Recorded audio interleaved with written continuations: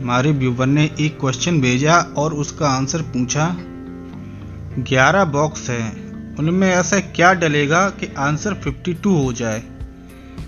नीचे दिए गए अंकों में से आप कोई भी अंक इनमें भर सकते हैं, जैसे 1, 3, 5, 7, 9, 11, 13, 15। आप इन नंबरों को रिपीट भी कर सकते हैं, जैसे कि 1, 1, 1 या 3, 3, 3 भर सकते हैं। यानी इन बॉक्सों में एक संख्या को कई बार लिख सकते हैं। इन बॉक्सों में जो नीचे दी हुई विषम संख्याएं हैं उन्हें ही भरना है। इन विषम संख्याओं को ऐसे भरना है कि जिनको जोड़कर आंसर 52 आए।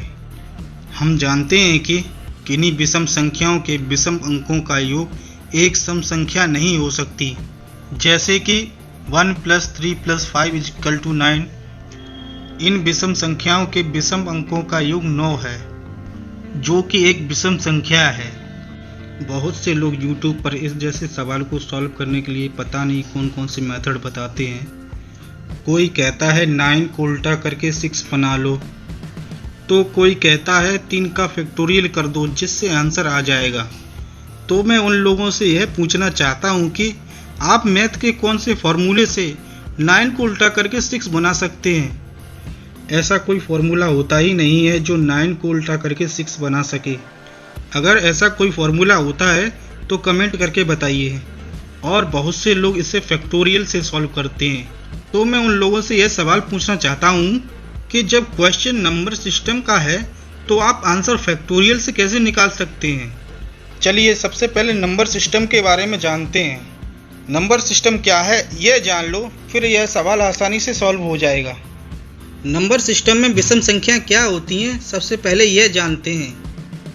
विषम संख्याएं वे संख्याएं होती हैं जो 2 से पूरी तरह विभाजित नहीं होती हैं, उन्हें विषम संख्याएं कहते हैं, जैसे 1, 3, 5, 7, 9।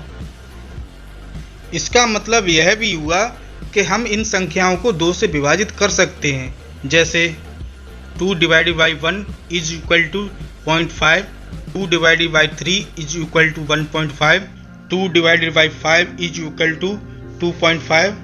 इसी तरह हम और भी संख्याओं को विभाजित कर सकते हैं।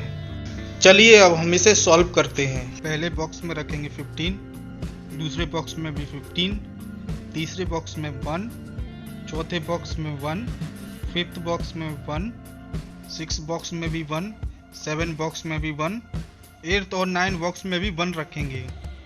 अब हमें यहाँ समझना जरूरी है कि हमें 10वें और 11वें बॉक्स में क्या भरना है। अब हम यहाँ नंबर सिस्टम का विषम संख्याओं का फार्मूला लगाएंगे, जो ये कहता है वे सभी संख्याएं जो 2 से पूर्णतया विभाजित नहीं होती हैं विषम संख्याएं कहलाती हैं। तो इसका मतलब यह हुआ कि हम इन संख्याओं को 2 से विभाजित कर सकते हैं। अब यही वह पॉइंट है जिसे लोगों को समझने की जरूरत है। इसी से ही इस क्वेश्चन का आंसर आएगा। तो चलिए अब हम इन संख्याओं को 2 से विभाजित करके देखते हैं।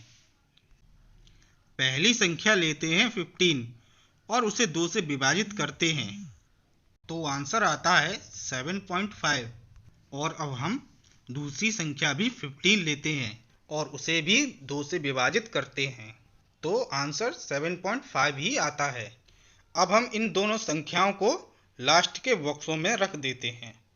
अब हम 10वें बॉक्स में 7.5 रखेंगे और इसी तरह 11वें बॉक्स में भी 7.5 रखेंगे। अब हम इन सभी संख्याओं को जोड़ेंगे तो 52 हो जाएगा। यही हमारा आंसर है।